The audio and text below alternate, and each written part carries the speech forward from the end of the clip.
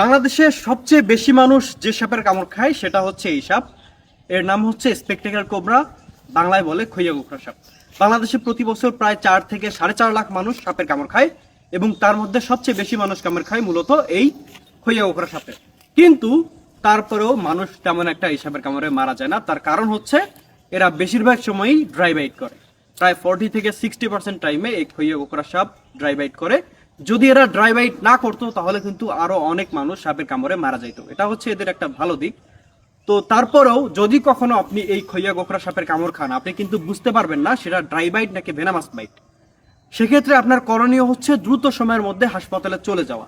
হাসপাতালে গেলে ডাক্তার আপনার লক্ষণ দেখে ড্রাই বাইট নাকি ভেনামাস বাইট সেটা নির্ধারণ করবে এবং সেই অনুযায়ী চিকিৎসা হবে। যদি আপনি সাপের কামড় খাওয়ার পরে বাসায় থেকে চিন্তা করেন যে আমি অসুস্থ হই কিনা, ড্রাই বাইট থেকে ভেনামাস বাইট সেটা একটু বুঝি, এই চেষ্টা যদি করেন বাসায় থেকে, তাহলে কিন্তু আপনি বাঁচতে পারবেন না, আপনার মৃত্যু অবধারিত।